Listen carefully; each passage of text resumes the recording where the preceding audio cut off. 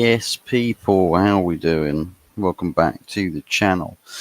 It is time to talk about the Lyon game later on tonight in the Europa League.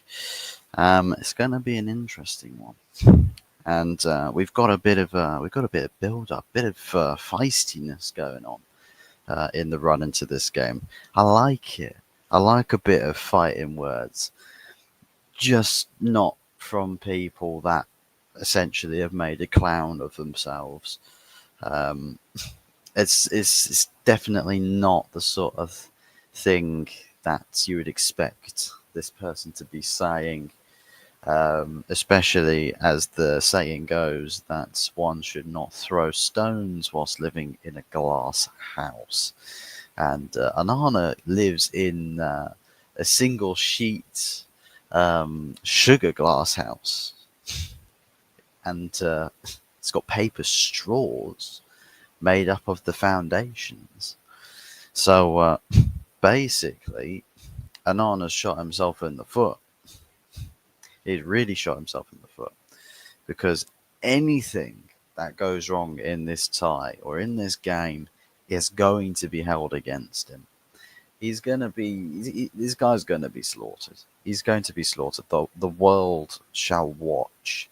We're going to read through the quotes that he has said, and also the response of one former Manchester United midfielder, Nemanja Matic. He's let them know exactly what exactly what's going on, and now also Onana's clapped back from that response as well. So yeah, it is a bit of idiocracy, maybe.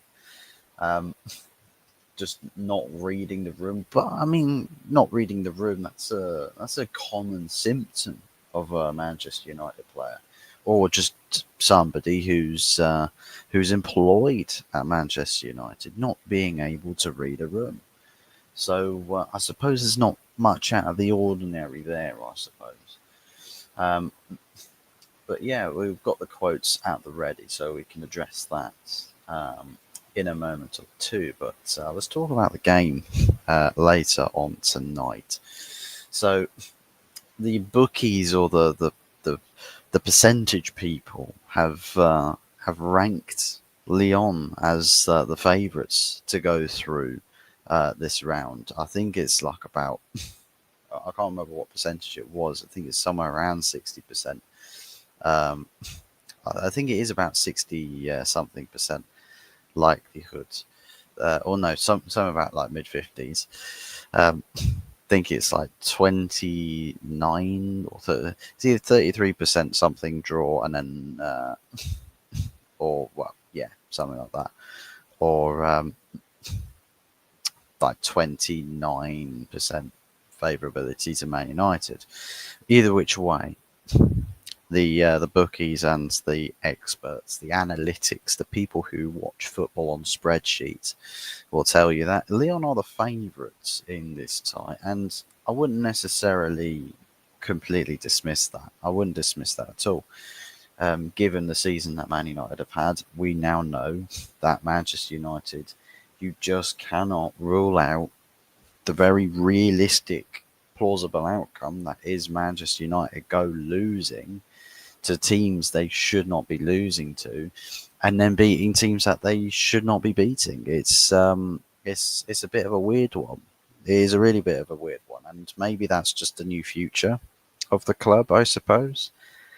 Get used to it, perhaps, but yeah, doesn't make it any more sort of tolerable or easier to sort of stomach that as a new reality, because it's like you can't get to enjoy Manchester United because there's nothing predictable about it. There's nothing, like, you don't want to be too predictable, but there's nothing that you can sit there and say, well, at least I know what I can expect from my team. I know my team, I know my club, I know what to expect. I know what what the aim is here.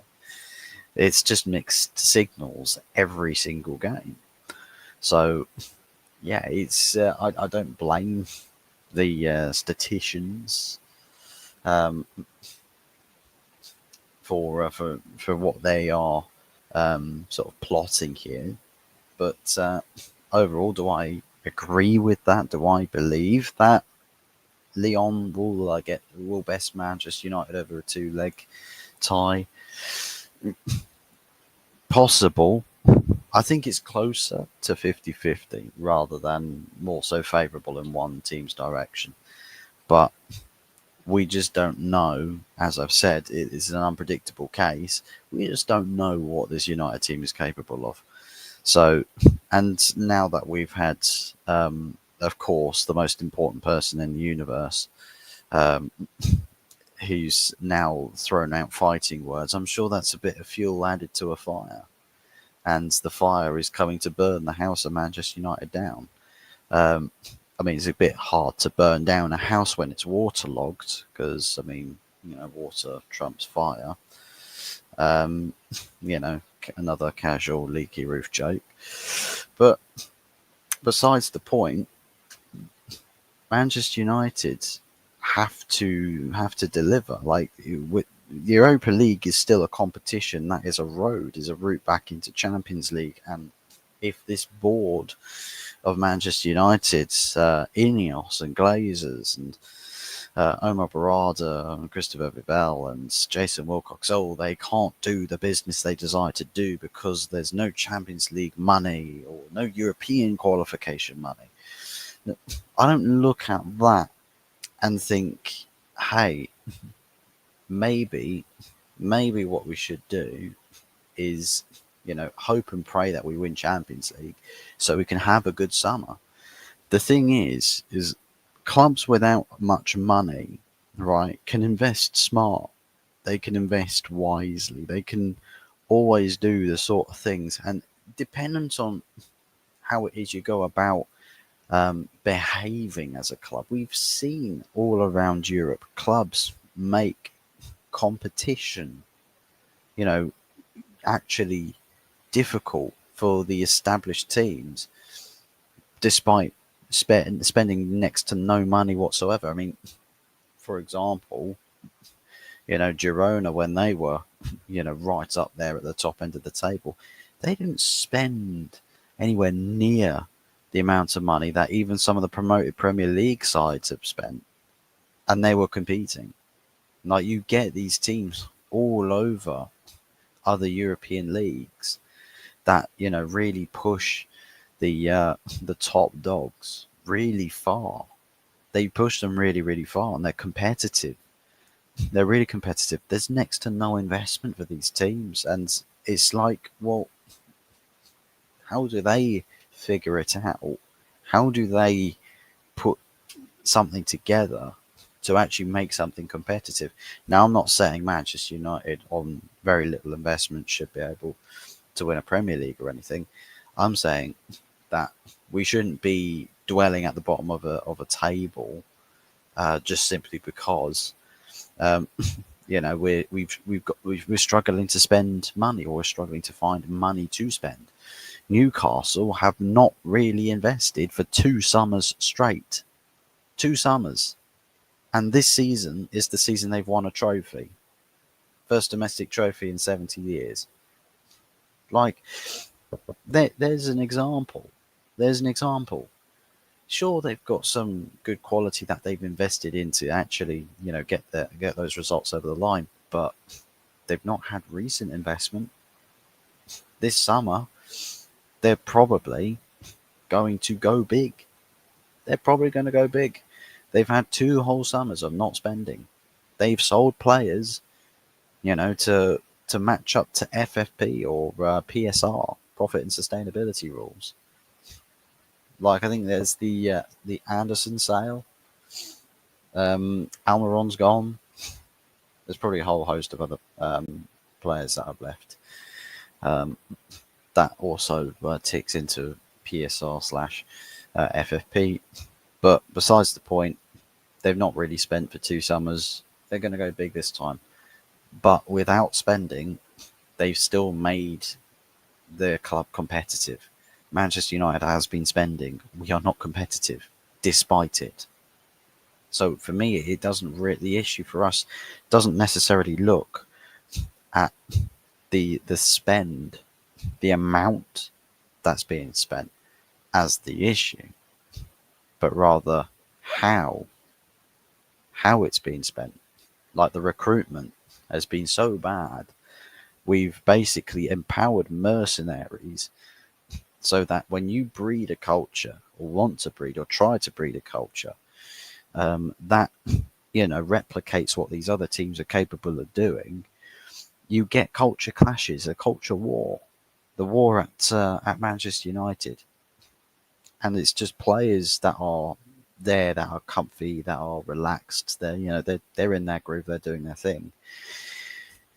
Bringing something that's foreign to them, we're not familiar with this. When we don't know what this is. Well, get to know and adapt or die. Not literally die, because that will be a bit over the top. But it's like evolution. You either evolve or die out, right? So it's the same. It's the same adaptation in football.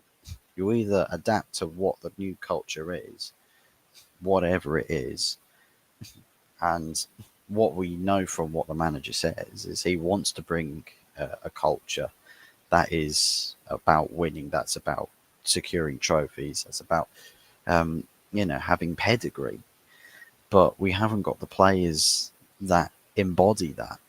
It makes you wonder how the Ten Hag, labelled as a bum manager who doesn't know tactics and doesn't know what he's doing, can still pick up 2 trophies with an uncultured team. The team didn't have any culture. The team didn't know what it was. Just a couple of youth players mixed in with a bag of licorice, all sorts of first team players. And licorice, I suppose, some people love them, some people hate them. It's kind of, kind of aligned with how people feel about the Man United team. But it's just nobody had an idea as to what the actual plan was.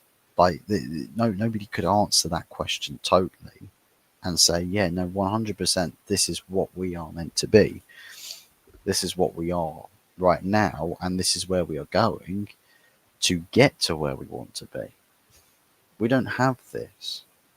We still don't have this, despite getting another manager in. Right? We sacked the manager that didn't have, the long-term plan. Had an interim manager that's now about to get sacked with a relegation fodder, and brought in another manager who has a long-term plan, but no one really cares to believe in it or to try and execute it. So, yeah, I find it difficult to really see where this team goes from here, where the issues we have are fixed. It's really difficult. And I know some people will say, well, just spend big, spend your way out of it. And whilst for some clubs that works, I think other clubs, it matters how you behave in everything you do. I mean, if Sergeant Ratcliffe really peddled, or Ineos really peddled, sporting acumen and, being as close to perfect as possible, and that there was consequences for failure, really breeding that sort of thing into the fray, we wouldn't be sat here right now saying, OMG, what the hell are we going to do in the summer? Because, I mean, some of the players we're linked to in the summer is just ridiculous. Genuinely ridiculous. So, yeah, I'm not overly convinced about the future of Manchester United. So, to me, it doesn't necessarily make too much of a difference in this current scenario. whether we win Europa League or not, because those problems that we're faced with don't necessarily go away dependent on the result of the competition. Um, but yeah, looking at this game, Lyon in the last 5 fixtures, they have won 4, lost 1, and the loss was a 4-2 against Strasbourg in Lyon. Last time out, beat Lille 2-1. Also had a 4-2 against Le Havre, and FCSB slapped them up in the previous round of Europa League. And then a 2-0 away win against against Nice before that. So definitely not a bad team at all. Not a bad team at all. Just going to look at their the last lineup that they had. So not a huge amount of quality in the team, to be honest. Not a huge amount. I mean, got Lacazette up top. He's sort of, I think, he's past his best type player, but don't want to lay everything on a silver platter for him because he will take every chance he's given. Tolisso behind him, former Bayern player. Never really quite rediscovered those levels to get into clubs like Bayern, but I think he's somewhat found his place at Lyon. Of course, Matic in that team as experience in midfield. Tagliafico as a left back, former Ajax player, and Ten Hag man, feature in the team of the Champions League run that they had. Niakate, Clinton Mata as centre backs, Ainsley Maitland-Niles at right back, and Nuama, I think that's how you say his name, Nuama at right wing with Tessman partnering up. Matic in midfield, Lucas Perry as their goalkeeper, and a couple of players off the bench of notable quality. Shirky, the player that everyone is raving about. They rave about him. He is the next big thing. Because I know that there's people that have linked Shirky to us as well. Veratu.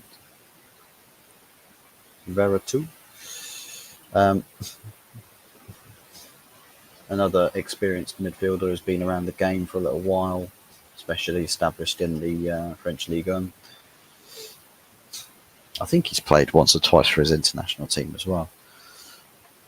But yeah, no Fofana and no Kaletakar as they are out with injuries. So Fonseca, I believe Fonseca still serving his touchline. I can't remember because I know that he really got on the face of the referee and the French FA. I'm pretty sure they issued a suspension for like several months. So I don't know if that's still active or that's still going on. If it is, they're free Fonseca, free him now. If it's not, then I suppose jail him again. But yeah.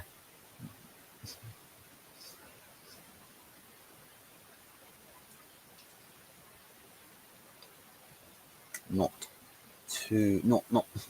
too bad, but I can definitely see where quality wise in Manchester United, technically on paper we should beat them, but no, I think they are in relatively good form. The funny thing is that it feels like the great run of form that Lyon have had has essentially started roughly about the time when Fonseca got his touchline ban. Fonseca was the problem. Can you imagine that if Fonseca was the problem? Maybe we should have loads more like assistant coaches managing instead of the actual managers. just a poster children for processes and movements at the club. So, like their own mini version of the Arteta revolution, and Arteta ball is thriving. Those two free kicks from Declan Rice, by the way, are some of the best free kicks you will ever see in football. Like, in the direction football's going, count your blessings that if you watched them live, you saw them live. The technique was just ridiculously out of this world. But yeah, Real Madrid are cooked. Real Madrid are absolutely cooked.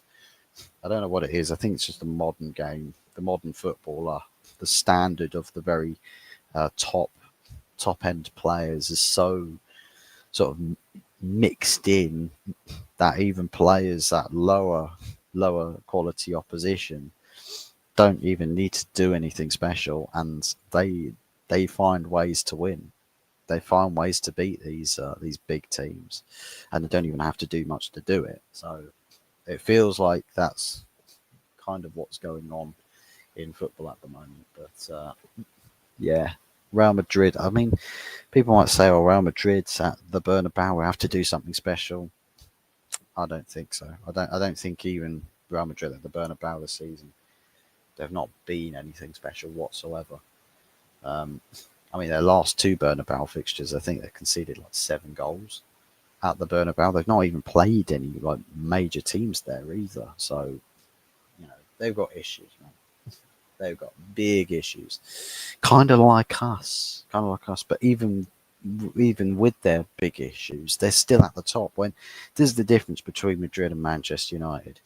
When Madrid have problems, they stay at the top end of the table when they have their crises, right? They're terrible runs of form. They're terrible. Um, the terrible moments at the club where the team's not up to scratch, the team's not up to par with quality, or the manager's past his best. Um, all of those things, all of those factors, they always stay at the top of the table. But with Manchester United, when we have, it's like if we stub our toe, we have to go to A&E. We have to get a replacement foot, just a replacement body, because we stubbed our toe, a little toe, like a door frame or something, or on the corner of a table leg or something. It's just it's worlds apart. It's worlds apart. But let's um, I suppose with score predictions, what do I think tonight's going to be? I'll probably go more so. I think, do you know what? I think tonight might be a draw. I think tonight might be a draw. I'd probably go with a 2-2 draw.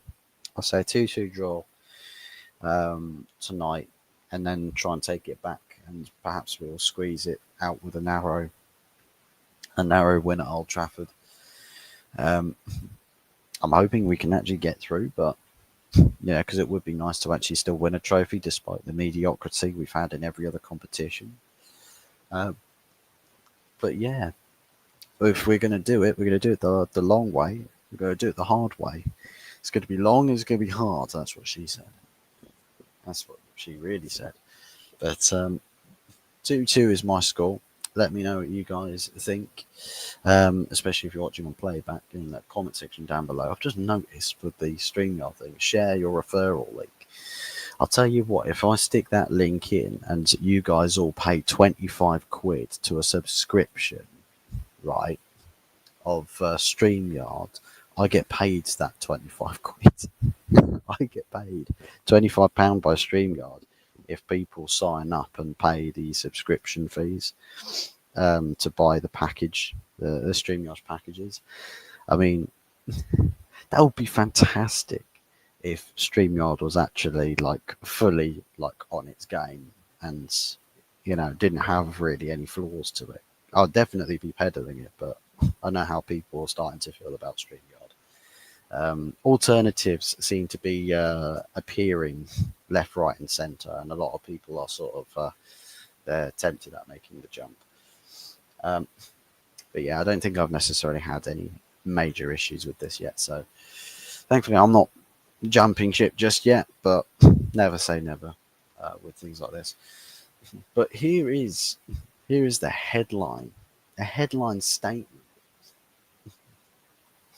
As per Nemanja Matic, Onana, and I quote, one of the United's worst goalkeepers ever. Can you imagine if you were Andre Onana and you just see that quote come up and you're just like, fucking hell, I really am, aren't I? And that's coming from a former Man United player who's still active, still competitive. You know, Nemanja Matic just absolutely clarting Andre Onana with that comment. But we're going to read through the post. Um, I've just found this on the BBC Sport website, but as reported, um,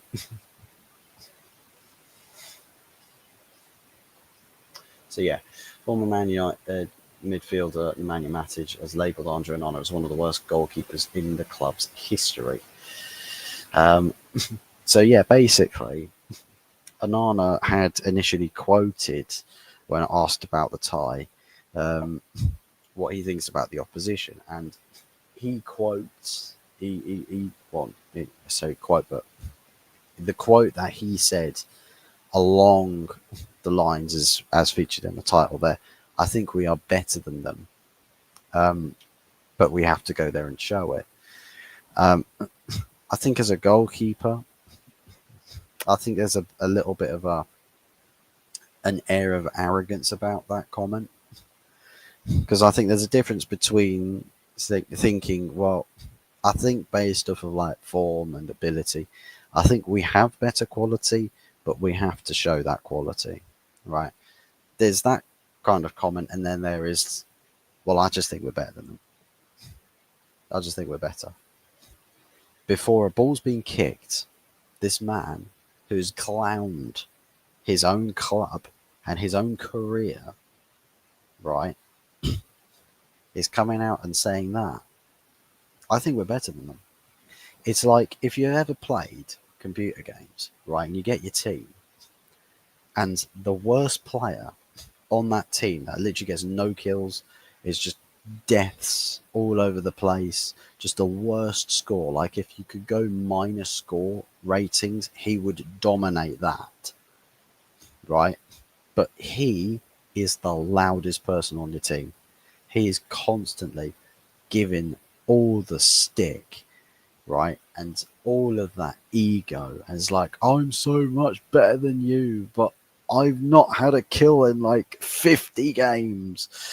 It's like that sort of arrogance. Like Anana's he's in that sort of position, and it's genuinely just, it's mad. It's absolutely mad. Like, what the hell are you thinking, buddy? What the hell are you thinking? Humble yourself. I made a video about Garnacho being unhumbled.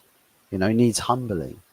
Well, so does Onana. Fuck me, how many people have we got on this squad that's head is rammed up their own arse? Or that God's light, you know, he said, God said, let there be light. And Onana said, through my arse, baby. Like, who are these people? Where have they come from? And why are they here? Like, genuinely, why are they here? Like, how has this happened to my club? That we've got people that genuinely, actually, they think they are so much better than they actually are. Like, so much better than they are. It's crazy. It's absolute, like, as I've already said once this stream. You know, that read the room. Your season has been diabolical. You've made a record most amount of errors leading to goals. You know, David De Gea has, I think, made thereabouts less errors leading to a goal. I think that's it. I don't know if it's in all competitions or just the Premier League, but he's made less errors leading to goals in his entire Man United tenure. Onana's been here for 2 years. 2, yeah, I think it's about 2 years. And he has matched that same errors leading to goals. He's matched it. He's caught up in a couple of years. How has this happened? But you wouldn't see David De Gea making that stupid quote, but you see Onana doing it. So let's read Nemanja Matic's response to that. And I sort of side myself, or sort of align myself more so with the viewpoint of Nemanja Matic with this. So, speaking of Wednesday's news conference, Matic should play for United from 2017 to 2022. You know, I respect everyone, but to say that, then you need to give the answer. If you are one of the worst goalkeepers in Man United's history, you need to take care what you're talking about. If it was Edwin van der Sar or Peter Schmeichel or David De Gea saying that, then I would question myself. But you need to have cover to say something like that. And he's absolutely spot on. He's absolutely spot on. If you are somebody who, like, if just let's paint this picture that Onana is being such a saviour to United. He's done the most craziest things in goal, and he's single-handedly won us games. He's kept loads of clean sheets and stuff, whilst winning trophies. We'd sit here and we'd be like, "Well, thank goodness Onana's a fantastic goalkeeper." He may say that quote, and you just have to say, "Well, you know that's fair." You know, he does back himself. He does back himself. The problem is that he's been an absolute calamity, and he's throwing his own hat into a ring. He's just that unqualified for. You know, you're writing your mouth writes a check that your ass cannot cash. Yeah, starting a fight or a war that you won't win. That's the road you're taking yourself down. Yeah, and don't do it. Just don't do it. Just hush yourself, humble yourself, and actually work on having steady hands that can catch a ball and can save a shot. And try your absolute hardest to not dive out of the way of shots that do not travel that fast. Try as you might. Give everything you got. I believe in you, Andre. You know, you see a ball coming towards you and it's rolling. Don't dive out of the way like you usually do. Stay where you are. Yeah? Be a goalkeeper. You know, you're not the striker that needs to get out of the way of the shot to avoid the offside or interference with the goalkeeper. No, you are the goalkeeper. You are the one that makes the save. So make the save. But that's what he hasn't been doing.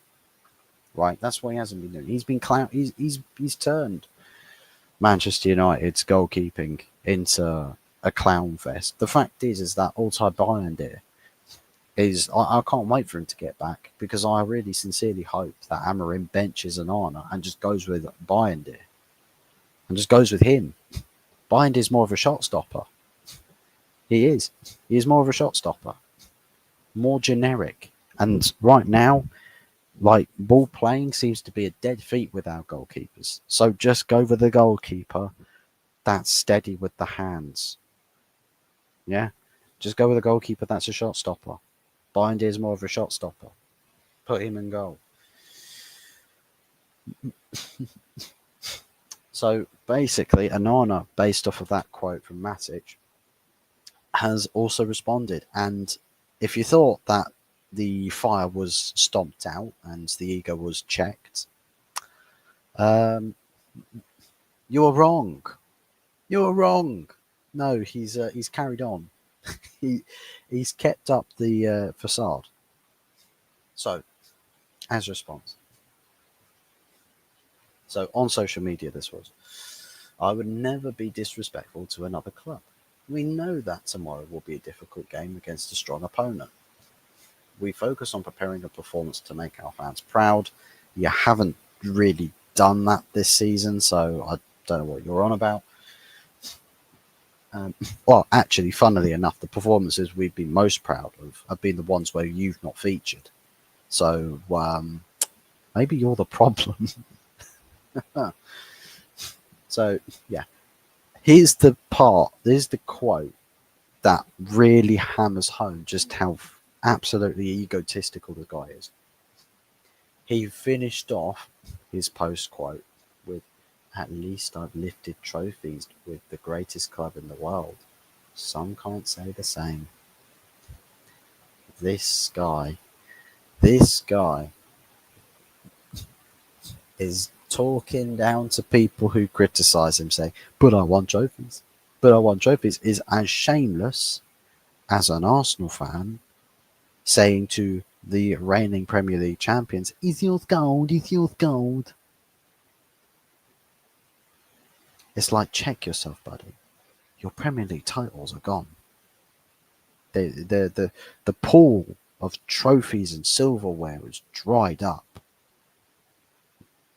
Congratulations on beating Real Madrid 3-0 at your ground. There is a second leg to play and then many more oppositions to play to getting to securing a Champions League trophy. You are not in the FA Cup. You were embarrassed. Well, actually, you were embarrassed against the 10-man Man United. You're embarrassed against a Newcastle side that's now gone on to win the first domestic trophy in 70 years.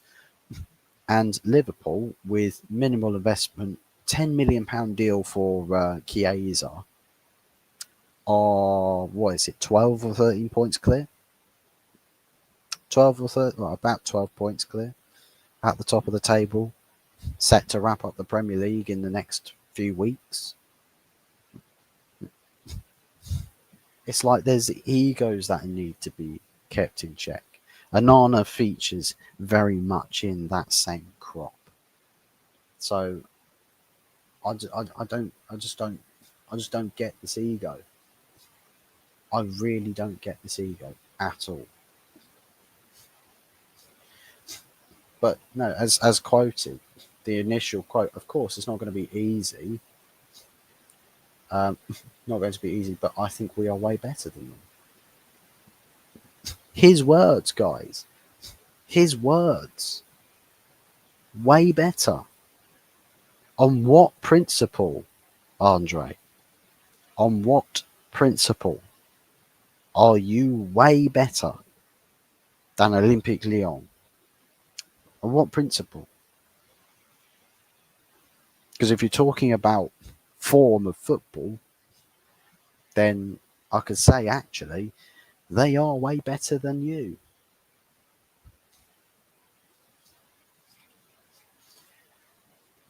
I mean, where are so at least with Lyon, they are in fifth place, 48 points, 16 plus goal difference, with 14 wins, 6 draws, and 8 losses. But Manchester United, we're way better than them. Way better than them. Way better than them. Oh, okay. Way better than them. So just remember that. 14 wins, 6 draws, 8 losses. Remember that. Where are Manchester United's league form comparison? Oh, there we go. 13th place. Which way round is it? There you go. That's your camera's perspective. 10 points less. 10 points less than Olympique Lyon. 10 wins, 8 draws, and 13 losses. 13 losses. Crazy. Crazy. That's mad. We've played 31 games, they've played 28. So actually, that could be considerably more. That could be considerably more. Their next game in their league is against, I have no idea how the fuck to pronounce that, but Auxerre? Auxerre? Or it's the weird one that's got the Auxerre. No idea how to pronounce that. Auxerre, I don't even know. Make it sound French. Auxerre. But seriously, 10 wins, 8 draws, and 13 losses, and according to Andre Onana in 13th place, is way better than 5th place in the Ligue 1, 48 points after 28 games, with a record of 14 wins, 6 draws, and 8 losses. It's way better than Olympique Lyon's record. Well, Mr. Andre Onana, please, sir, may I have some of what you're having? Because I would love to be able to be that optimistic about myself. I'd love to have that same sort of optimism. Crazy stuff. Absolutely crazy stuff. Also, by the way, our next league game, just to hammer this home, may end up becoming 14 losses in the league, is Newcastle away. We're not winning that game. Let's just be real. We're not winning that game. So yeah, how are we feeling, Andre? Really, how are we feeling?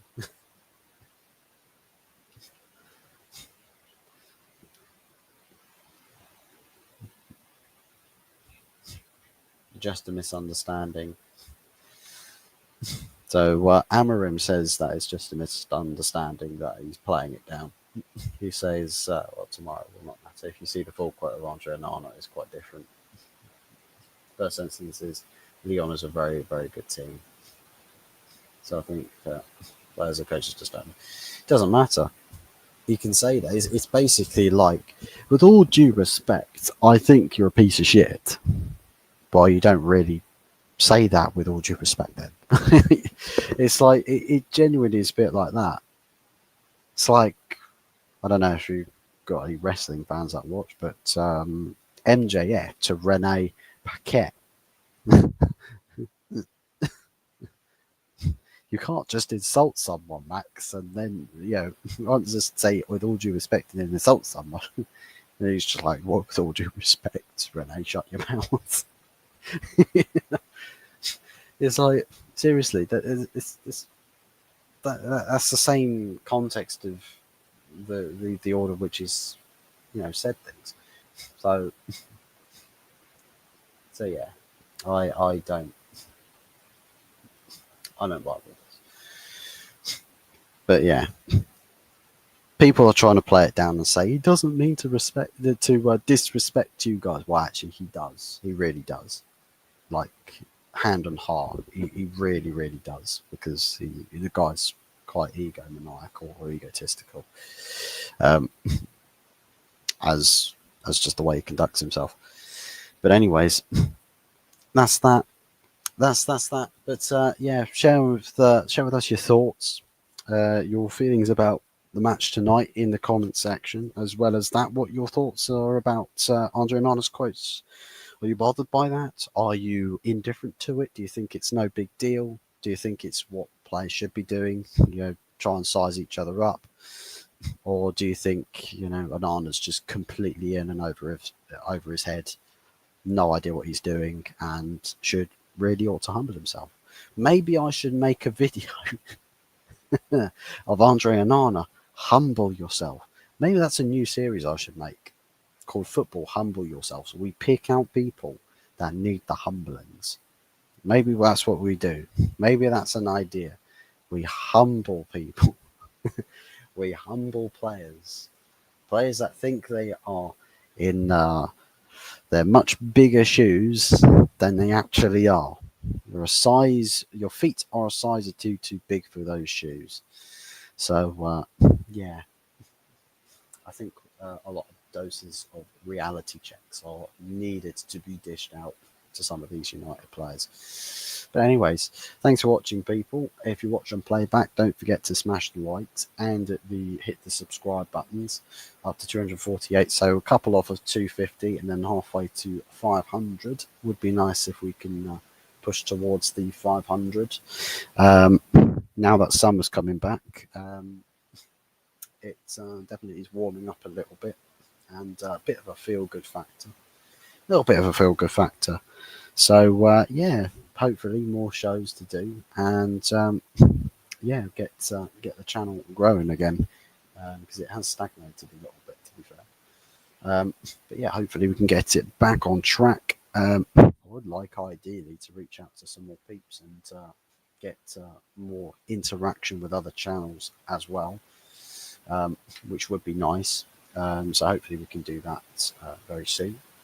And yeah, aside from that, we'll see you all you lot later on tonight after the game for the post-match reaction.